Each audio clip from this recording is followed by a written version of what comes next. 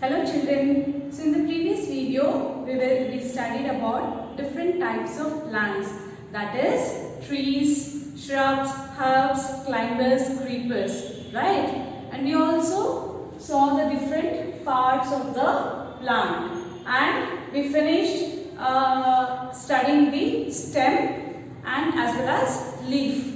So now today we will learn about the root. So what is a root, children? Root is a part of the plant which grows below the ground. If this is the ground and this is the root, it will grow below into the soil and it grows away from the light. While the rest of this part, rest of the plant, stem, branches, leaves, flowers, fruits, buds, everything, they will grow above the ground. So roots grow into the soil and away from the light. Now there are different functions of the root. So what are they? Roots absorb water and nutrients from the soil. They help to absorb the water and nutrients present in the soil. And this water and nutrients again it transports to the stem. Then roots also help the plant to stand erect. Roots help the plant to stand erect because only if the root has a good hold into the soil, the plant can stand erect. Okay.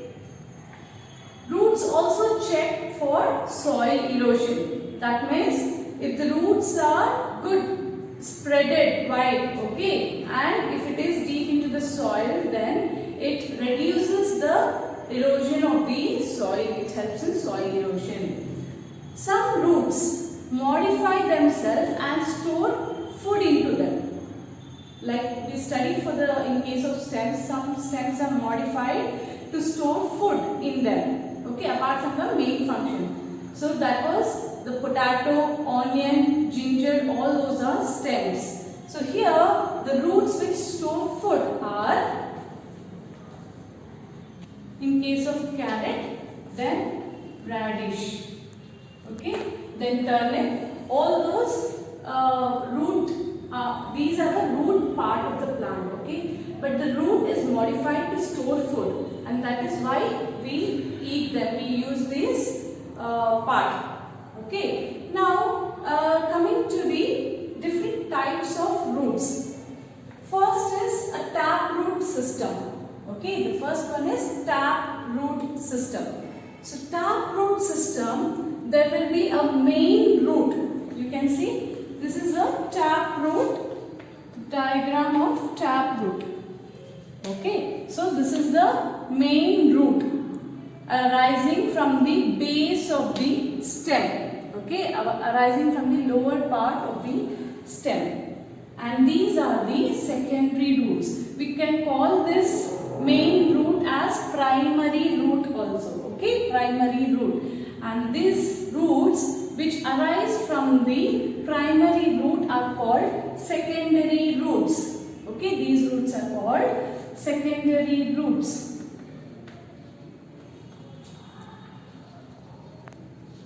Secondary roots, while this is a primary root.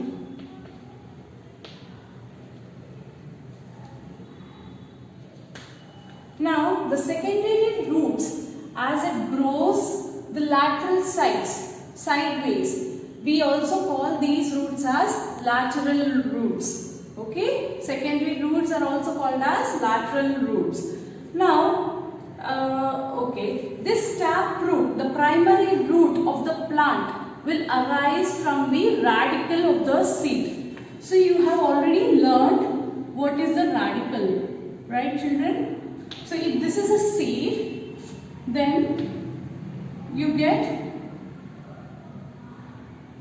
one radical sprout, correct? And inner there will be, okay, like this. So this part which emerges outside of the seed when tried to plant. So this part is called the radicle. Okay, this radical later grows into the primary root and lateral root or the secondary root arises from this primary root. Okay. Then we have fibrous root. Another type is a fibrous root. So fibrous root are bunch of roots arising from the base of the stem.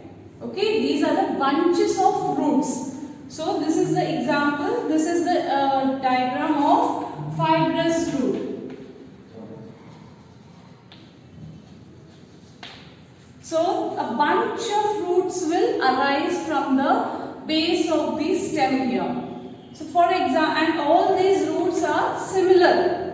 While here you can differentiate the main root with the secondary roots, primary and secondary. Here there is no primary, there is no secondary. All are equal in this kind. Okay, and here the taproot difference is that one difference, they have primary and secondary. Here all look alike.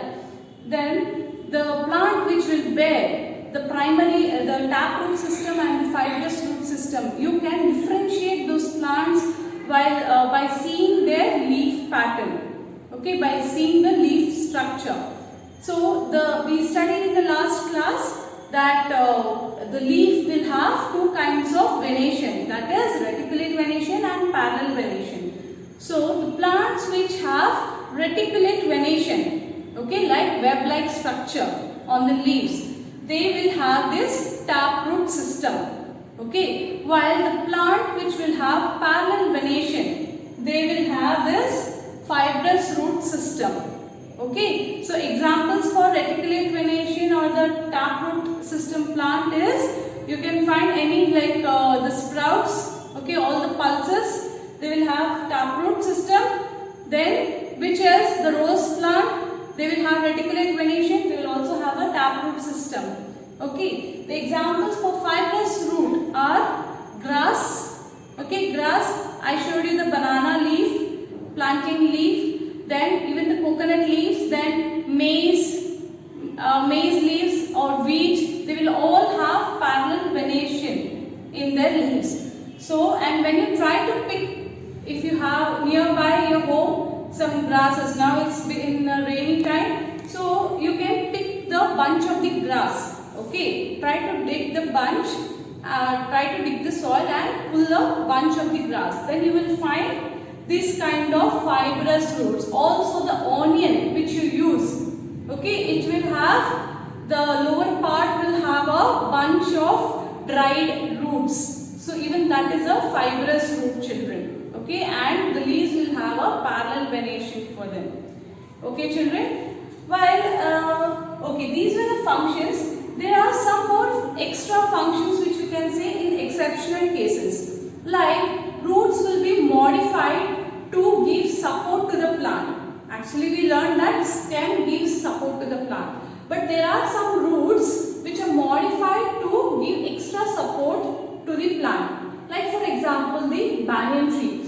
Banyan tree, you can see the roots are arising from the branches of the tree, right? Even down at the base of the stem, inside the ground also roots will be there. But there will be extra roots which are arising from the branches of these banyan trees. So they give extra support to the plant. Okay, then yeah, so some store food, some modification is storing of food. Okay, so this was all about the root system. Now the function what I said here, they absorb water and nutrients from the soil. This you can check using an experiment, by doing a small experiment. So if you take two pots with a plant, same kind of plant, and one plant you plant it with the root, the complete root, okay, and the other plant you just cut the root part, the root system, okay, and plant it in the soil and water it daily, keep it in the sunlight. You check which plant will grow better. So the plant which will have root, obviously that will grow, that will become more green in color. Why? Because roots helps to travel, helps to absorb the nutrient and the water from the soil, and that's why the plant will grow. The other plant where the root is not there, the plant will die soon. Okay, so this is all about the root system. Okay children, so now after the root we will study about the flower. Okay, so what is the flower? The bloom part, what you see in a plant. Earlier which used to be bud and later it blooms to become flower, correct? Yes. So what are the functions of a flower? Simply the plant bears flower? No, there will be some function of each part of the plant. Okay, so what are the functions? Let us study. Flowers help in the reproduction. So the main function of the flower in a plant is to carry out the reproduction process.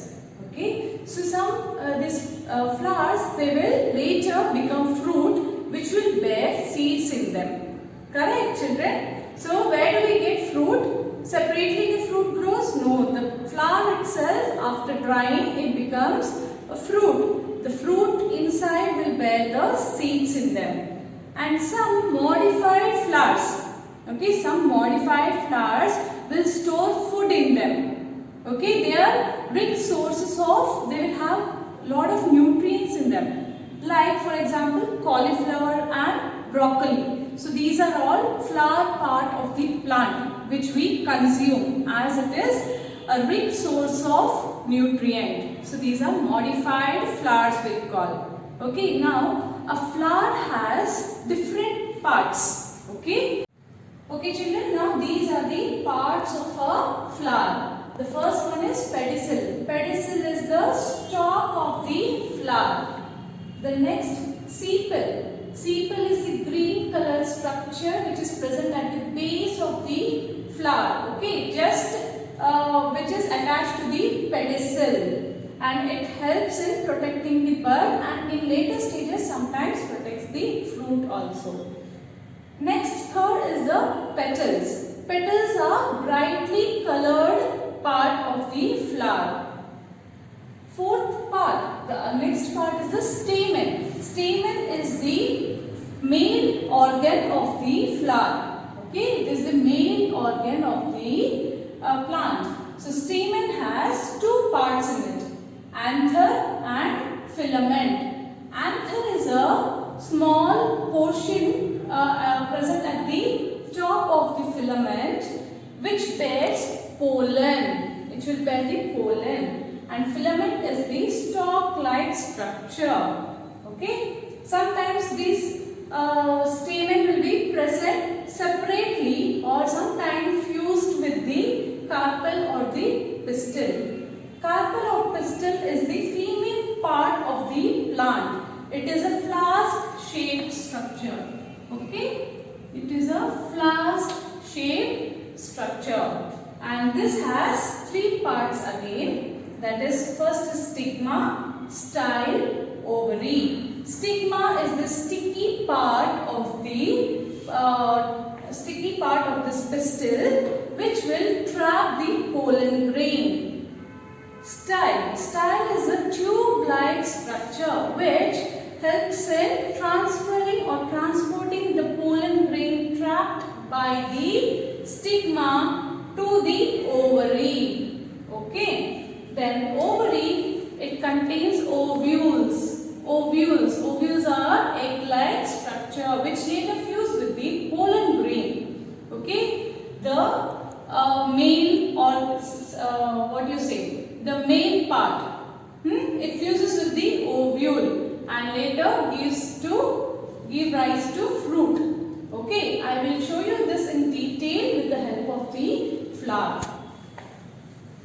Okay children, so this is the flower, shoe flower what I have with me, and today let us understand the different parts of the flower. So starting with the stalk. So stalk is called the pedicel. Okay, stalk is called as pedicel. Now these are the sepals. Okay, see you have separate sepals over here.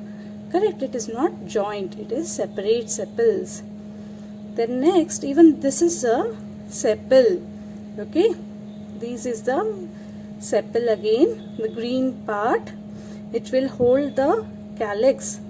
Okay, calyx means all these whatever the inside we have the petals and the female organ and the male organ, all it will hold this part, calyx.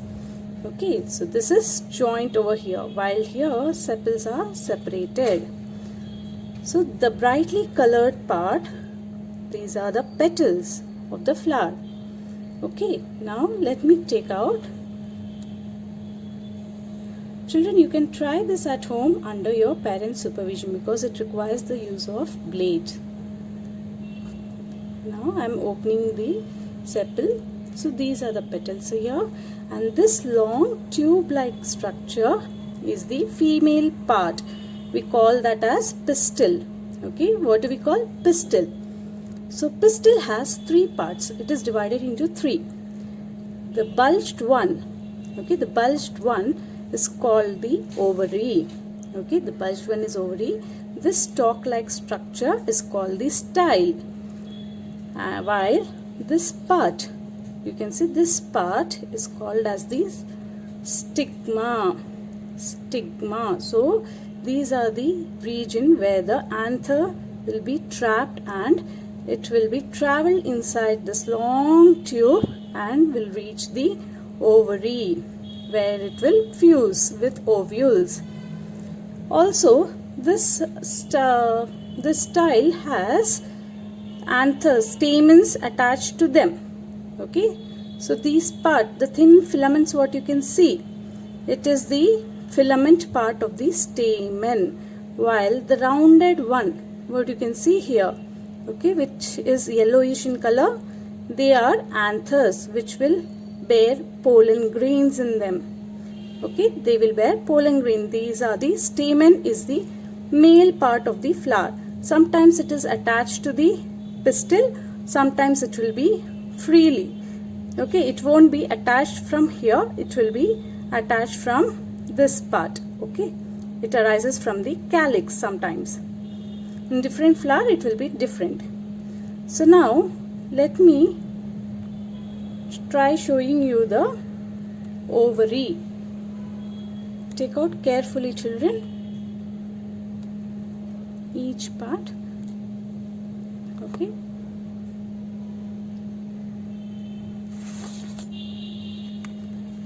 now carefully do one small incision over here and try to remove this part. Inside there will be again long tube. Okay, the thin tube, what you can see here, what came out here, this tube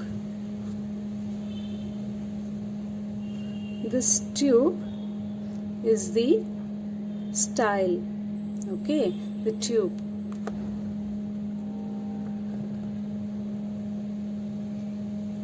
Now if we take out this, we will get a ovary, the proper ovary here.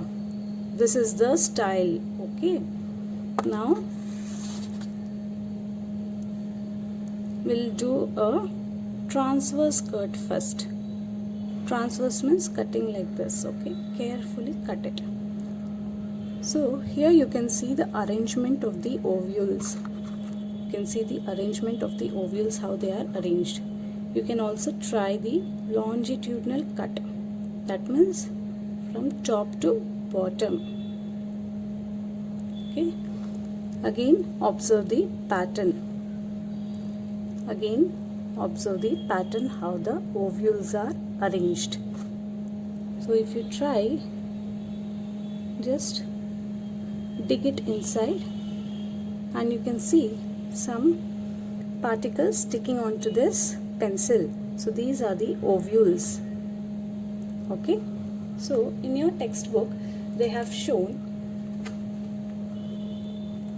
this, how to cut it, the ovary, which part exactly you need to cut. Okay, and these are the ovules, what you can find inside. So the bigger the ovary, the bigger the ovules, you can clearly, it will be visible to you. Okay, children, and flowers, we know that they are brightly colored, most of the flowers. So this is because flowers will attract the insects and animals so that there can be cross pollination occurring. That means pollens from one plant, it will pollinate with the other plant. Okay, it will sit on some other plant's stigma here and cross pollination will occur. Or sometimes there will be same plant pollination, not cross pollination. And some plants will bear white color flowers, and usually these white color flowers, they bloom in the night, so that at night white shines brightly and it will attract the insects in them. Okay, so clearly observe, children, which is the male part. The male part is called as stamen, while the female part is called as the pistil. The whole is called the pistil. Okay, and down here we had the ovary. Inside this we had the ovary. This long tube is called the style. This is the whole style. Okay, and this is the stigma, which will attract or trap the pollen grains on it and later transfers into this long thin tube which I had shown you earlier, right? And then it will transport it to the ovule, the ovary, where ovules will fuse with the pollen grains and it will result in the fruit. Okay, so that's all, children, for this class. We'll be ending our session here. Hope you have understood this and hope you try this kind of experiments, dissections at your home under your parents or elders' supervision. Be careful when you use the blade. It should be, because it will be very sharp. Okay, thank you.